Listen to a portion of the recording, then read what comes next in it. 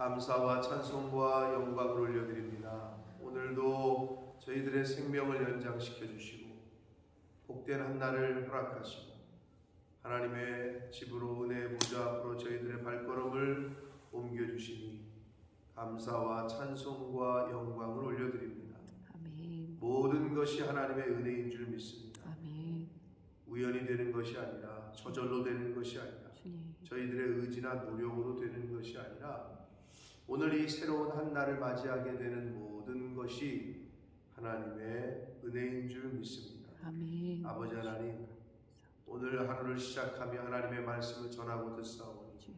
성령 하나님께서 이 시간 역사하심으로 아멘. 하나님의 말씀을 잘 듣고 마음으로 받고 잘 깨닫고 또 다 잘 지켜 행하는 오늘 한날이 되게 하여 주옵소서. 아멘. 예수 그리스도 이름으로 축복하며 기도 올려옵나이다. 아멘. 자, 어제까지 우리 9장까지 봤습니다. 9장까지가 잠언의 일부라고 할 수 있습니다. 일부. 2부가 시작되는 게 10장이에요. 2부는 10장부터 29장까지. 그리고 3부는 마지막 30장, 31장. 이렇게 얘기할 수 있는데, 이 2부가 시작되는 10장부터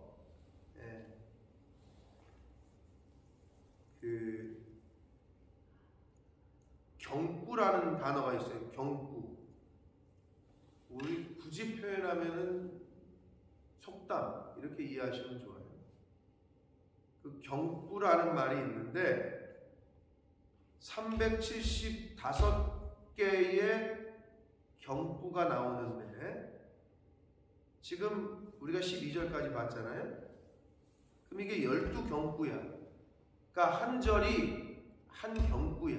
그러니까 한 절이 한 속담이다. 이렇게 보시면 돼요. 물론 잠언이 그 앞에 우리 9장까지 봤을 때에도 무슨 내러티브가 아니잖아요. 이야기 형식이 아니잖아요.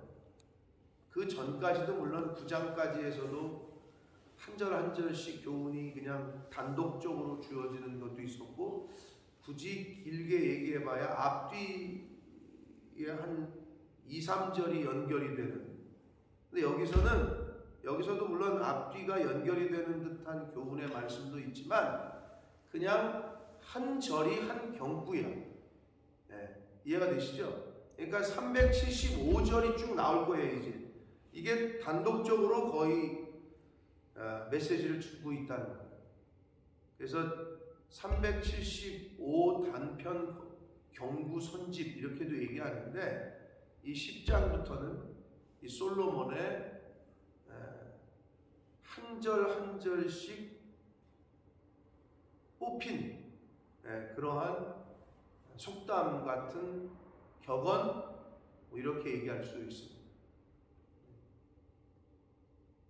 교훈하는 구절들이다 보시면 됩니다. 그래서 2부가 시작이 됐는데 오늘 본문에서의 특징은 그 의인과 악인을 대조하면서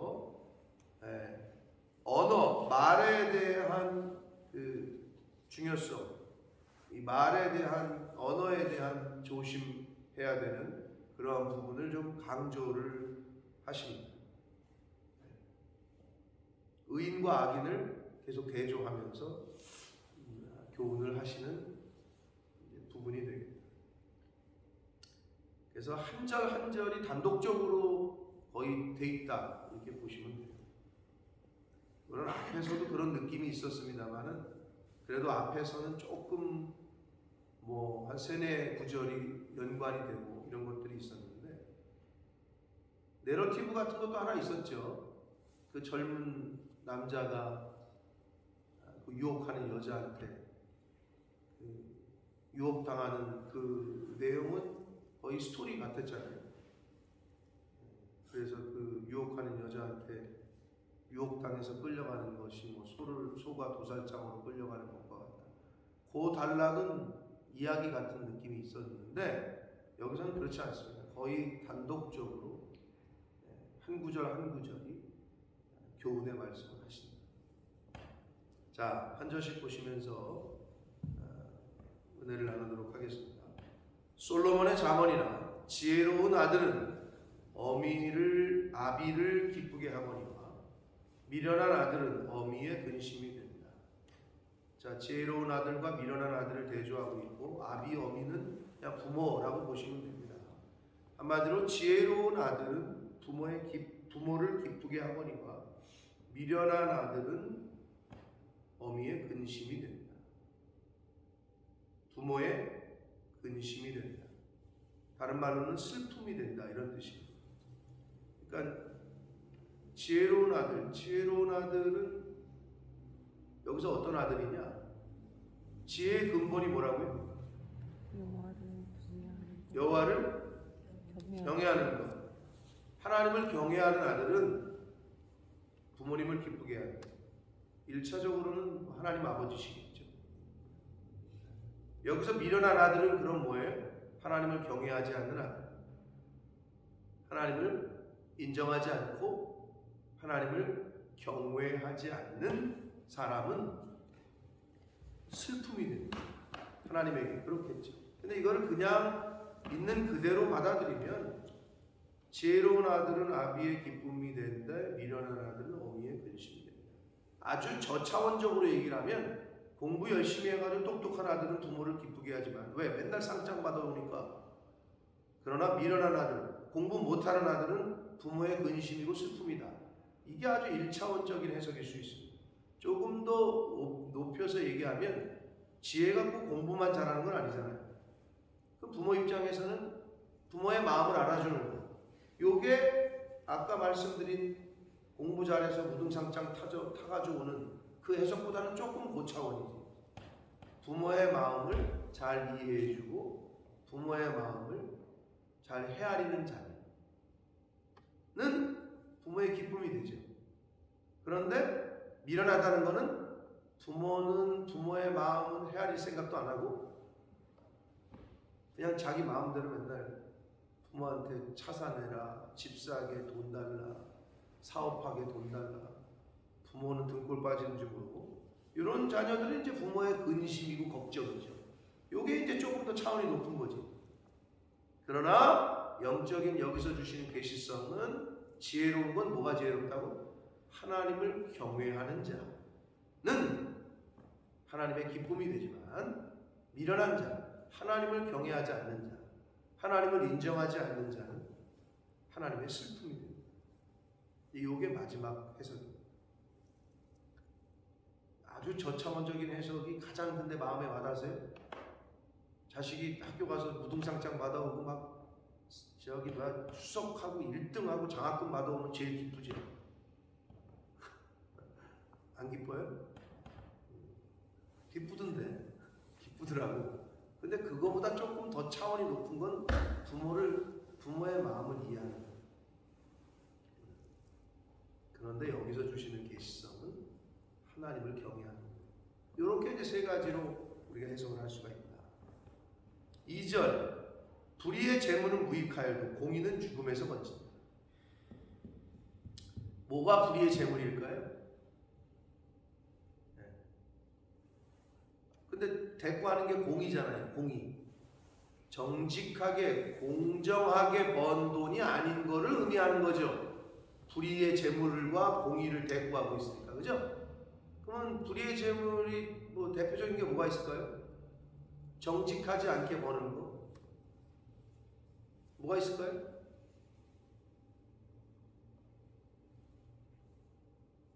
생각이 안 나세요? 그것도? 뭐가 있을까요?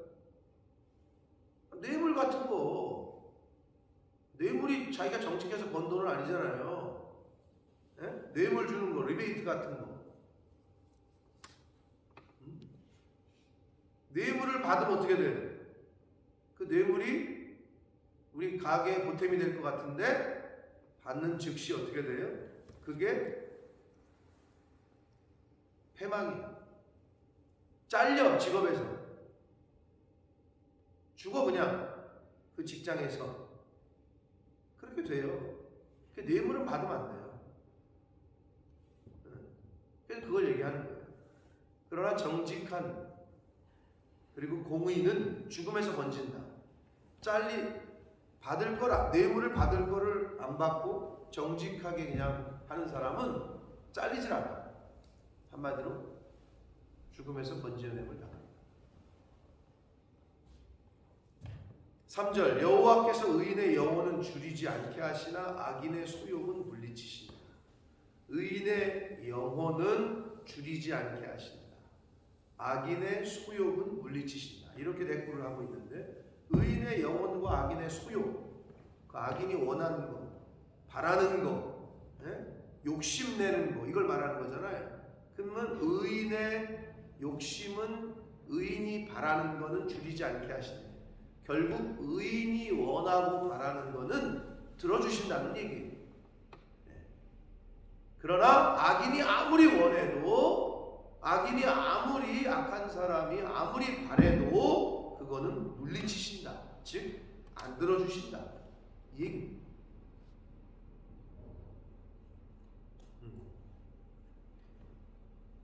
그러니까 우리가 어떻게 보면 기도를 얼마나 많이 하느냐 적게 하느냐의 문제가 아니고 내가 하나님 앞에 바로 서 있느냐, 나를 하나님이 의롭다, 내가 하나님 앞에서 의롭게 행동하고 의로운 자로 살고 있느냐, 그러면 하나님이 줄이지 않게 하신다. 응답하시지만 의인이 바라는 것은, 근데 악인이 아무리 바라고 욕심을 내고 원해도 그거는 물리치신다. 그러니까 나를 살펴야 되는 거지. 아무리 맨날 나가서 의롭지 못하게 살면서 하나님 앞에 그냥 달라는 건 열심히 달라고 기도를 그냥 한답시고 그냥 10시간씩 막 20분 하루 왼종일 해도 하나님은 물리치신다.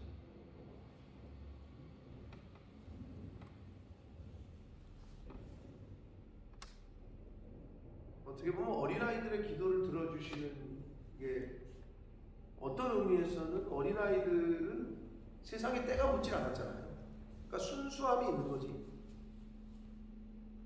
순수함이. 아마 그래서 더 응답을 빨리 하시는 건 아닐까 하는 생각을 해봅니다. 그래서 어떻게 보면 의인의 영혼은 줄이지 않게 하신다.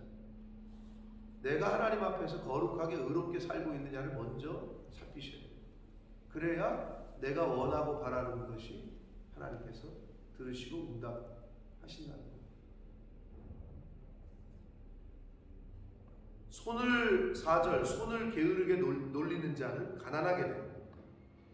손이 부지런한 자는 부하게 됩니다. 그렇겠죠. 이 손은 삶의 방식을 말해요. 한마디로 게으른 자는 가난하게 되고, 이건 뭐 세상 사람들 누구나가 다 알 수 있는 교훈이에요. 그리고 삶을 부지런하게 열심히 사는 사람은 부하게 되는 거고. 그러니까 하나님이 뭐 정하신 일반적인 원리고 원칙이죠. 그러니까 한마디로 예수 안 믿는 사람도 이 세상에서 열심히 공부하면 장학생이 돼요.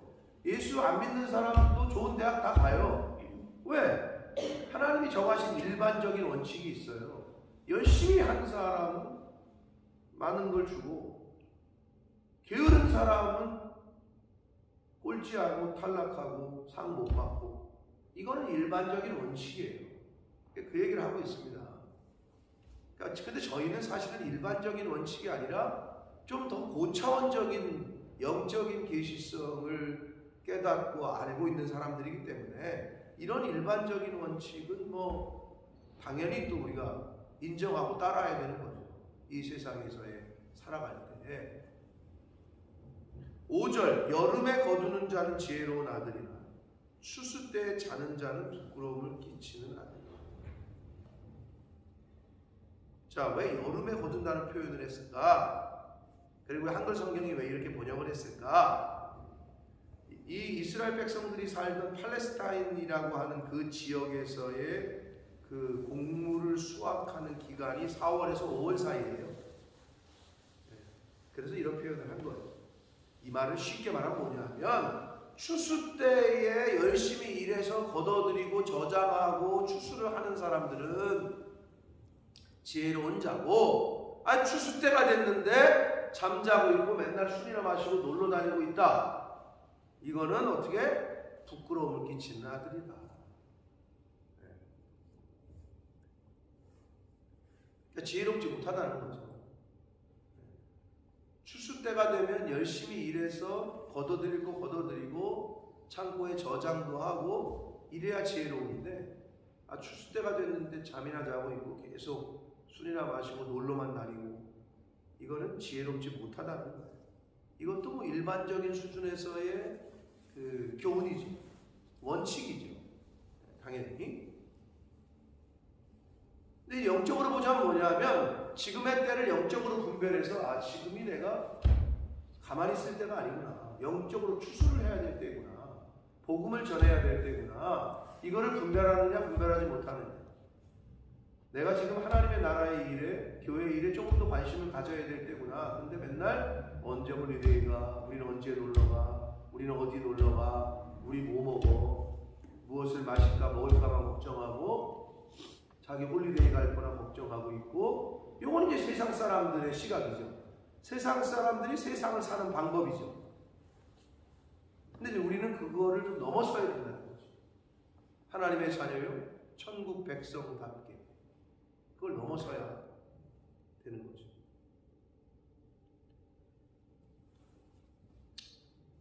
(6절을) 봅니다. 의인의 머리에는 복이 임하나 악인의 입은 독을 머금었다. 6절이 좀 여러분 생각을 하게 되죠. 왜냐? 이게 항상 그 한 절 한 절이 대꾸 형식을 이루고 있는데, 대조와 의인의 머리와 대조하는 게 뭐예요? 악인의 입. 왜 머리가 아닐까? 그거를 좀 이제 조금 묵상을 해보는 거지. 왜 머리와 입을 기울였을까? 이런 게 이제 좀 생각하고 묵상이 필요한 거예요. 왜 의인의 머리와 악인의 머리, 이러면 쉽잖아. 근데 왜 머리와 입을 대조를 시켰을까요? 여러 가지 의견들이 나올 수 있겠죠. 여러분의 이제 그게 묵상해가지고 생각해내는 게 이제 그게 주석하는 거예요. 주석.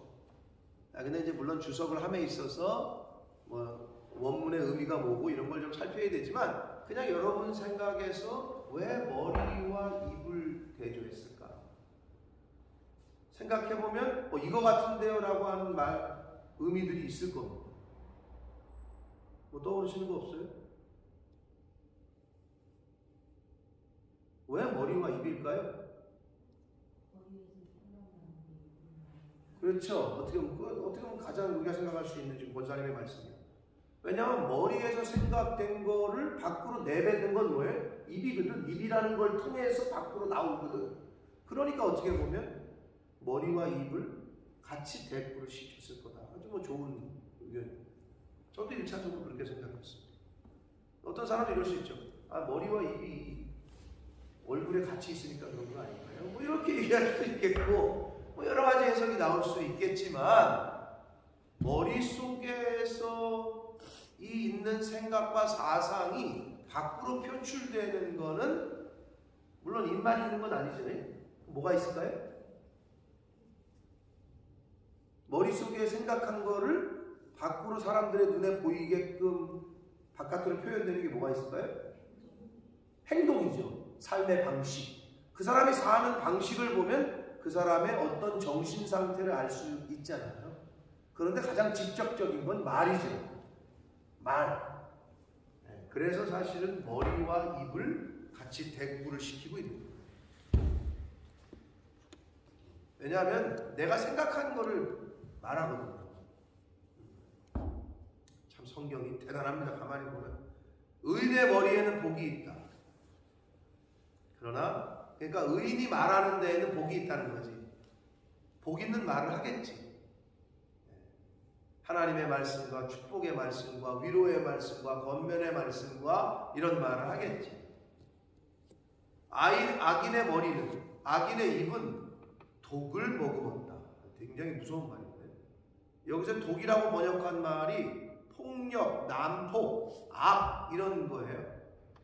폭력적이다, 난폭하다, 악하다 이런 단어예요. 그러니까 결국은 입만 열면 폭력적인 사람이 있어. 죽여버려. 뭐 입만 열면 이걸 그냥 막. 옛날 어르신들이, 우리나라 사람들이 예수 믿기 전에 진짜 조선시대 그 1900년도 초 지나면 부모님들이 그냥 그 입에서 그냥 자식들을 저주했잖아요. 저런 빌어먹을 자식. 그 빌어먹는다니까 진짜 나가서. 그게 거지가 되라는 얘기거든. 저런 다리 뭉둥이를 확 부러뜨릴 자식 막 이렇게 막 약간 욕한다고 얘기한 거야. 저런 나가 뭐할 자식. 그럼 진짜 나가서 백사한다고. 그런 말들을 막 뱉었다고. 저런 나가 돼지 자식 막 이래. 이게 굉장히 무서운 말이야. 나가서 죽으라는 얘기거든. 길거리에서 객사하라는 얘기거든. 근데 그런 말을 그냥 뭐 술 한잔 먹으면 그냥 막 자식한테 막 내뱉었다고. 입에 이게 독이야, 독. 폭력적이고. 여러분, 폭력이 주먹으로 얼굴 때린다고 그것만 폭력이 아니잖아요. 말로 폭력한다는 건 우리 가슴, 그 마음, 속을, 보이지 않는 속을 때리는 건 말이거든요. 말로 상처를 주는 거거든요. 그러니까 악인의 입은 독을, 폭력을 갖고 있다는 거지. 난폭하다는 거지. 그런 말씀을 지금 하고 있습니다. 그러니까 내가 말하는 게 남편에게, 자식에게, 이웃에게 폭력적인가, 그리고 부정적인가, 아니면 축복인가, 아니면 위로가 되는 말을 하는가, 아니면 격려가 되는 말을 하는가, 이걸 스스로 생각해 보라고. 내가 말하는 걸 듣고 내 남편이 격려와 위로와 어떤 세임을 얻을까, 아니면 뭔가 해보려고 하는데 그냥 깎아내리고 그거 되겠어? 그냥 시작도 전에 그냥 부정적이고, 애가 학교 가는데 너는 왜 이 모양 이 꼴이고, 아침부터 그냥 격려와 위로와 어떤 세임을 불어넣는 말을 하는지 한번 그거를 우리 관찰 TV, 관찰 예능 같은 거 있잖아요. 그러니까 내가 말하는 거, 내가 어떻게 행동하는 거를 한번 이렇게 찍어가지고 자기가 봐야 돼, 자기 모습을. 여러분 TV에 나온 자기 모습 본 적 있어요? 내가 저렇게 말해? 내가 저렇게 행동해? 이런 걸 좀 자기가 자기 모습을 좀 봐야 되는데 그런 적이 없잖아요, 일반 사람들은.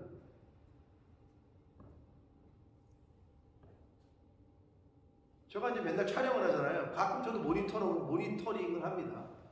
여러분은 제 모습을 뭐 영상으로 볼 수 있겠지만 저는 제가 보지 않으면 못 보잖아요. 여러분은 지금 제가 설교할 때 듣고 있지만 저는 제 모습이 어떤지 몰라. 근데 영상을 내가 저렇게 행동을 하고 저렇게 표정을 짓고 저렇게 자세를 취하는구나, 이런 걸 이제 영상을 통해서 보게 된단 말이에요. 여러분 모를 거야. 내가 말을 평소에 식탁에서 이렇게 하는구나. 내가 이렇게 행동하는구나. 이거를 스스로 객관화시켜서 아는 것이 중요해요. 아마 유 집사님도 어떻게 찬양 인도하고 어떻게 멘트를 던지는지 잘 모르실 거예요. 직접 영상을 보기 전에. 내가 저렇게 말을 예를 들면 뭐 하는구나. 발음을 저렇게 하는구나. 속도, 말의 빠르기가 저렇구나. 이거를 모니터링 하기 전에는 잘 몰라요.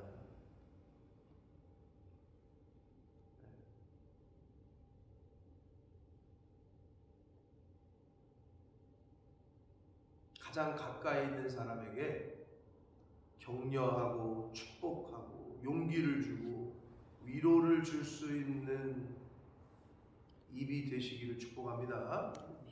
가장 가까이 있는 사람에게 독을 퍼붓지 마시라. 폭력을 퍼붓지 마시라. 아니, 부모가 자식에게 또는 남편과 아내에게 가장 가까이에 있는 사람에게 저주를 퍼붓는데 잘 될 자식이 어디 있고 잘 될 집안이 어디 있어? 계속 저주를 퍼붓는데 잘 안 되죠. 복을 빌어줘도 시원찮을까요? 위로하고 격려해도 시원찮을 판에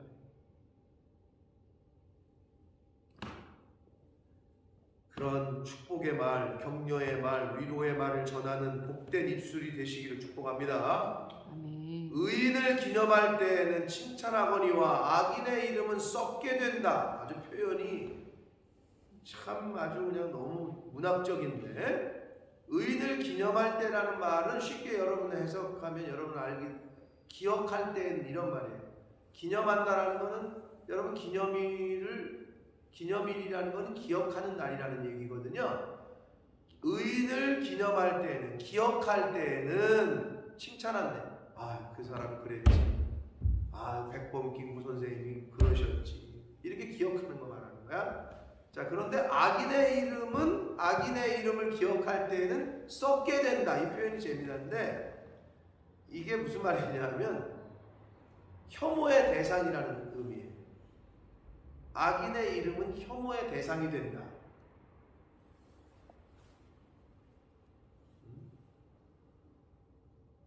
뭐 여러 가지 있을 수 있습니다만,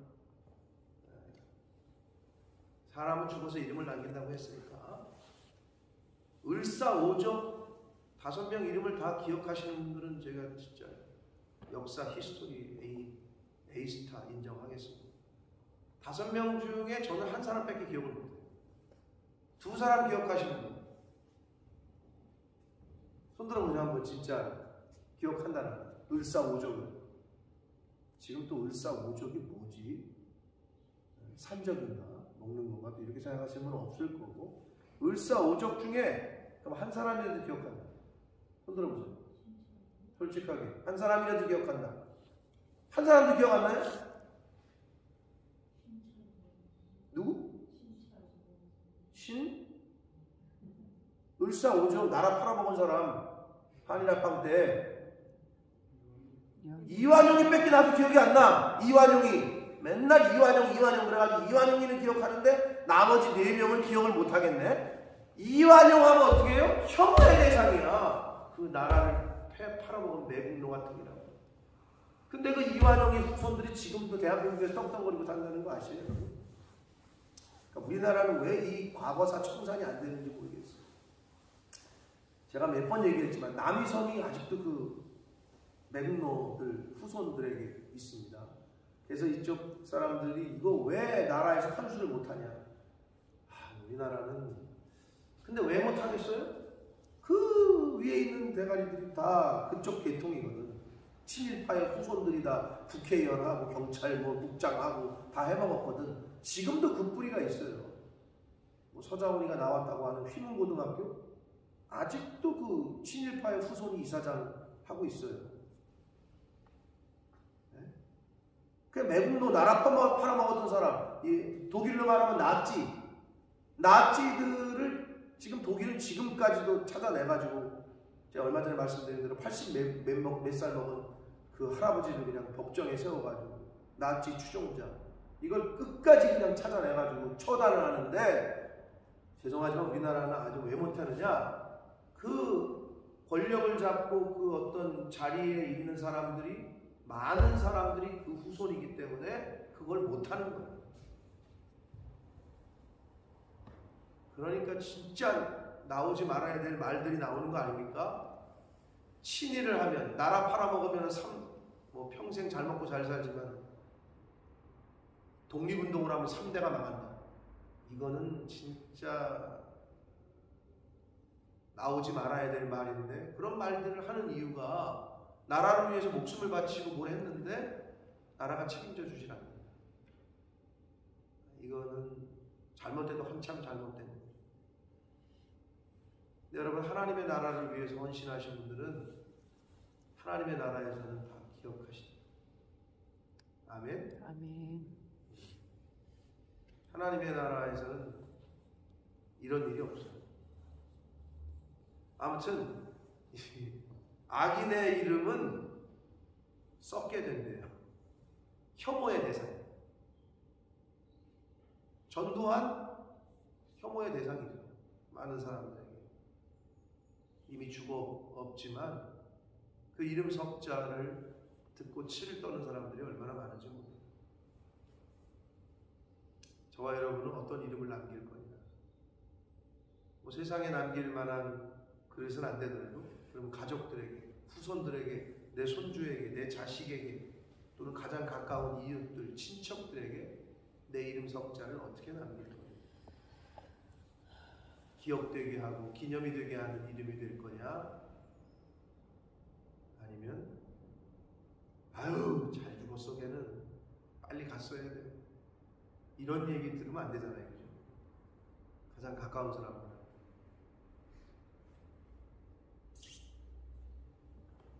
8절 마음이 지혜로운 자는 계명을 받거니와 입이 미련한 자는 멸망한다. 마음이 지혜로운 자와 입이 미련한 자를 대꾸하고 있는데, 그 말은 결국 마음이 지혜로운 자는 입이 지혜로운 자라는 얘기고, 왜? 이것도 마음에 있는 거가 바깥으로 표출되는 거는 말이거든요. 그러니까 말이 얼마나 중요한지 몰라요. 머릿속에 있는 생각과 마음에 담아둔 말, 여러분 가끔 그러죠? 어머, 내가 속으로 생각한 말이 바깥으로 나와버렸는데 마음의 소리가 바깥으로 나와. 뭐 이런 얘기 하잖아요. 그러니까 마음에 있는 그 말이, 생각이 그냥 말로 나와버렸다, 이런 말 하잖아요. 그건 속으로만 하지 왜 말로 내뱉냐고, 이런 얘기 하잖아요. 그게 이 말이야. 그래서 대꾸가 되는 거야. 자, 마음이 지혜로운 자는 결국 입이 지혜롭다는 거고, 입이 미련한 자라는 말은 마음이 미련하다는 거를 얘기하고 있는 거예요. 그래서 계명을 받는다, 즉 하나님의 말씀을 받는다는 거예요. 하나님의 말씀을 듣고 말한다는 거예요. 하나님의 말씀을 가슴에 담고 그 가슴에 담아있는 하나님의 말씀을 말하는 사람이 지혜로운 사람이고, 하나님의 말씀을 가슴에 담아두지도 않고 세상 이야기만 가슴에 담아두고 있다가 말로 꺼내는 사람은 미련한 사람이다, 이렇게 말씀을 하고 있습니다. 근데 계명을 받는 거는 뭘로도 멸망과 대꾸라고 있잖아요. 하나님의 말씀을 받지 않으면, 예수 그리스도를 마음으로 영접하지 않으면 멸망당한다는 거예요. 아주 간단하지만 아주 확실한 경고지요. 한 절 한 절. 9절 봅니다. 바른 길로 행하는 자는 걸음이 평안하려나 굽은 길로 행하는 자는 드러난다. 그럼 이게 바른 길과 굽은 길. 유교에서는 길에 대한 그 속담이 하나 있죠. 유교에서는 뭐라고 그러죠? 생각나는 거 있으세요? 없어요? 분자 대로행이라 그런단 말이에요. 큰 사람은 골목길로 안 다녀, 나는 큰 길로만 다녀. 이게 유교야.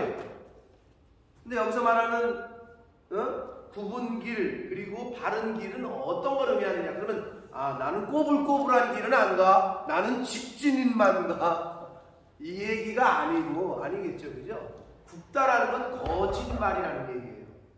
거짓말. 그럼 그거의 반대말 바른 길은 뭘까요? 정직한 삶을 얘기하는 거예요. 입이 거짓말하는 입이 아니라, 왜곡되고 속이는 말이 아니라 정직하고 순결하고 이런 거를 말하는 거예요. 그러니까 하나님 앞에서 거룩한 삶, 정직한 삶을 사는 사람들은 걸음이 평안하대요. 하나님이 평안을 주신다는 거죠. 샬롬의 은혜를. 그러나 속이고 남을 속이고 왜곡하고 하는 사람들의 그 길은 평안하지 않고 결국 다 드러난다. 속이는 것이 다 드러난다. 왜곡된 것이 다 드러난다. 그러니까 창피를 당하고 부끄러움을 당한다. 여러분, 창피를 당하고 부끄러움을 당하면 속이 평안해요? 평안치 않죠. 속이 뒤집어지죠. 그 얘기입니다. 결국 10절 눈짓하는 자는 근심을 끼치고 입이 미련한 자는 멸망한다. 여기서 눈짓한다는 표현은 한글이 진짜 참 아주, 눈짓한다는 게 뭐예요? 유혹한다는 거예요. 그래서 일반적으로 눈을 보면 저 여자가 자꾸 나를 쳐다보지? 저 남자가 자꾸 왜 나한테 자꾸 쳐다보면서 눈짓을 한다. 이게 뭐야? 추파를 던진다 그러잖아. 저 사람이 나한테 추파를 던지지? 눈짓하는 게 유혹한다는 거야. 유혹하는 거. 그래서 유혹하는 자는 근심을 끼치고 입이 미련한 자는 멸망한다. 자, 여기서 눈짓하는 자, 유혹하는 자는 근심을 끼치고 입이 미련한 자는 멸망한다 그랬는데, 눈짓하는 것과 입이 미련한 자를 이건 대조라기보다는 같은 병행으로 놓고 있는 거죠. 왜냐하면 근심을 끼치고 미련한 자는 멸망한다. 그러니까 유혹하는 자는 근심 끼치는 게 되고 입이 미련한 자는 멸망한다. 그러니까 하나님의 신앙생활을 잘하지 못하게 하고, 가끔 제 아내가 왜 나 자기를 이렇게 자꾸 유혹하냐고 그러는데, 제가 나가서 일해야 된다 그러면 조금만 더 쉬어, 10분만 더 있다가 피곤한데 당신 30분만 자고 일해, 그러면 저한테 맨날 유혹하지 말라고 맨날 그러는데, 자, 바른 길로 가지 못하게 하고 하나님이 원하시는 길로 가지 못하게 하는 사람, 근심을 주는 거예요. 평안이 아니라. 네? 그리고 입이 미련하다고 했는데, 여기서 미련하다는 말로 번역한 말은 한마디로 잘못된 언어 생활. 입이 앞에 나온 대로 축복의, 권면의, 위로의 말이 아니라 저주의, 그리고 낙심케 하고 오히려 저주를 하게 하고 사람을 속을 뒤집어 놓는 이런 잘못된 언어 생활을 하는 걸 말하거든요. 그럼 결국 그렇게 되면 멸망한다는 거예요. 잘못된 길로 인도를 해도, 유혹해서 인도를 해도 멸망하는 거고, 근심이 아니라 그건 죽으라고 하는 거지. 멸망을 하게 되고, 말로 그렇게 저주를 하고 잘못된 언어 생활을 하고 부정적이고 그래도 멸망을 하고, 이렇게 비유적으로 말을 하고 있습니다. 11절, 의인의 입은 생명의 샘이라도 악인의 입은, 이런 건 아주 편하잖아요. 악인의 입, 의인의 입, 딱 그냥 딱 대꾸를 이루니까. 그리고 독을 머금었다. 생명의 샘과 독, 이걸 대꾸하고 있는 거잖아요. 그래서 결국은 이 말이라는 게 살리는 능력도 있지만 또한 동시에 죽이는 능력도 있어요. 왜 그래요? 말이 영이기 때문에 그래요. 예수님이 가르쳐 주신 대로 우리의 말이 영입니다. 영. 네. 믿거나 말거나, 여러분 유튜브에 보면 그 실험한 게 있잖아요. MBC인가 어디 아나운서가 똑같은 용기에 똑같은 밥을, 생명체도 아닌 밥을 똑같은 환경에 똑같은 용기에 다 된 밥 있잖아요. 밥 먹는 밥을 한 숟가락씩 놓고 한쪽은 계속 저주를 퍼붓대잖아요. 이 맛도 없는 밥이라고 그러고 막 욕을 하고, 한쪽은 너는 너무 맛있고 뭐 이랬대. 그런데 똑같은 시간이 지났는데 한쪽은 막 곰팡이가 슬고 한쪽은 아직도 그렇지 않아요. 그러면서 이게 너무 신기하다는 거지. 난 그게 생물이 아닌데, 식물은 제가 어느 정도 이해가 가. 여러분, 우리 유집사님 실제로 그러신지 모르겠는데, 옛날에 한참 거기에 식물원이었을 때, 집사님네 거실, 지금도 식물원이에요? 어디 딴 데다 옮겨놨구나, 엄마나. 그럼 혹시 그걸 해보세요 한번. 너는 이렇게 못생겼냐? 너는 이렇게 왜 향기도 없냐? 너는 이렇게 왜 크지도 않냐? 계속 부정적이고 저주를 하고, 아이고 너는 왜 이렇게 이쁘냐? 너는 이러면은 달라진, 얘는 죽고요, 얘는 막 싱글싱글해진대요. 믿거나 말거나 직접 한번 해보시라고. 근데 어느 정도에 이 말에 힘이 있거든요. 말이 영이기 때문에. 살아있는 동물은 더합니다. 여러분, 영이, 우리 사람은 그렇다 치는데 동물들에게, 우리 고양이 두 명 있고 뭐 두 있는 집, 개 두 마리 있는 집 한번 해보세요. 한쪽은 계속 예쁘다 그러고 쓰다듬어주고 너는 한쪽은 그냥 저리 가! 그리고 그냥 맨날 그냥 독이 있는 그냥 날카로운 말만 하고 아마 두 동물이 다르게 반응할 겁니다. 말이 그만. 사람은 더하죠. 큰아들만 보면 아이고 우리 큰아들 둘째 너는 너는 도대체 형 반말 하라고 계속 이런 말만 해봐. 얘는요 자존감 완전히 그건 뭐 사람에게는 이건 금방 드러나요. 한쪽은 계속 칭찬하고 격려하고 위로하고 한쪽은 계속 저주를 퍼붓고 너는 나가서 뭐 밥도 뭐 이런 말을 막 해대잖아. 이건 완전히 금방 드러납니다. 근데 나는 그 밥이 그랬다는 건 잘 모르겠어. 근데 한번 나중에 찾아보면 유튜브에 있을 거예요. 한쪽은 시커멓게 됐어. 한쪽은 그렇지가 않아. 똑같은 환경에 똑같은 용기에 담았는데. 이제 여러분 왜 속이 시커머진다 그러잖아요. 말로 스트레스를 받으면 사람이 속이 검게 탄다 그러잖아요. 그런 게 아마 그런 의미에서 아마 진짜 속이 시커멓지도 몰라요.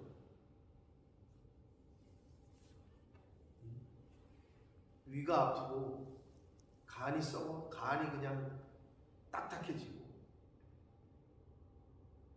말은 살리는 능력도 있고 죽이는 능력도 있습니다. 이 말을 여러분 잘 사용하셔서 가장 가까이에 있는 분들부터 살리시라. 내 남편부터, 내 아내부터, 내 자식부터, 옆에 있는 사람들부터. 목사도 마찬가지예요. 여러분도 마찬가지입니다. 사람은 누구나 마찬가지예요. 격려와 위로와 축복의 말을 들으면 힘이 나. 반대로 날카롭고 맨날 그냥 신경질적이고 이런 말만 들으면 다운이 돼요. 모든 사람이 똑같아요.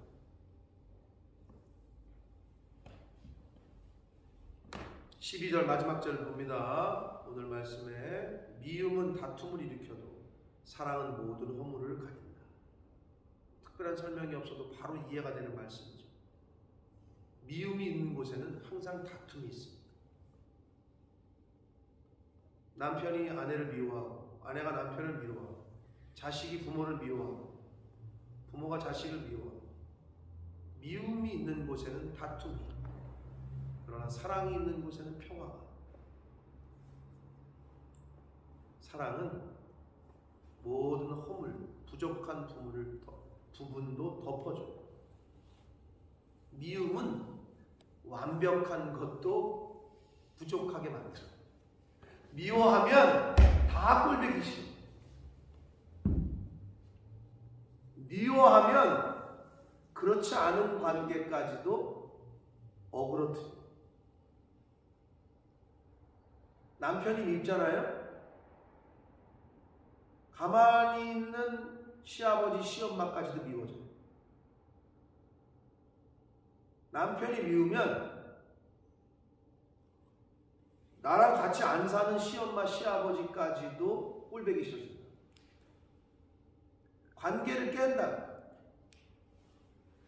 여러분은 안 그러신지 모르겠지만 그게 일반적이에요. 미움은 드러나지 않는 허물까지도 들추는 능력이 있어.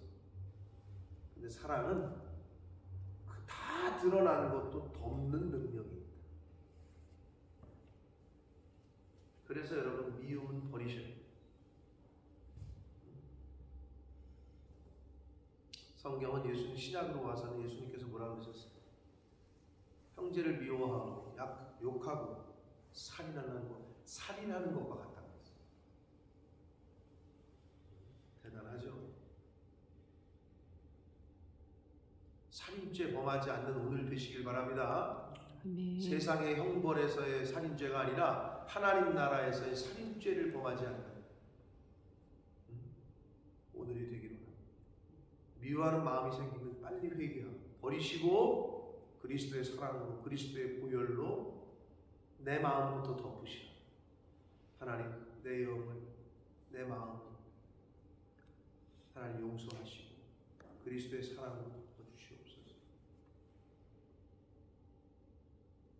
그렇게 기도하시는 오늘 한 날이 되시고, 오늘 저와 여러분의 말과 행동을 통해서 주변 사람들이 힘을 얻고 격려가 되고 위로를 받는 그러한 사랑의 메신저들, 전달자들이 되시는 오늘 하루가 되시기를 예수 그리스도 이름으로 축복합니다. 아멘. 살아계신 하나님 아버지, 감사와 찬송과 영광을 올려드립니다.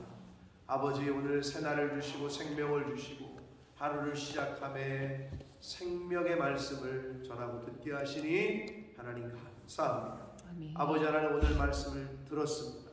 마음으로 받게 하시고 귀로 잘 듣게 하셔서 오늘 하루 살아가는 동안에 우리의 입에서 나오는 말이, 우리의 삶의 행동이, 우리의 자세가 하나님 보시기에 하나님 아버지를 기쁘시게 해드릴 수 있는 말과 행동을 하며 살아가는 오늘이 되게 하여 주옵소서. 아멘. 그리하여 내 주변에 있는 사람들이 나의 말과 나의 행동을 통해서 평안을 얻고 새 힘을 얻고 기쁨을 얻고 위로를 얻고 격려가 되는 그러한 오늘 하루에 저희들의 말이 되게 해주시고 삶이 되게 하여 주옵소서. 아멘. 예수 그리스도 이름으로 축복하며 기도 올리옵나이다. 아멘.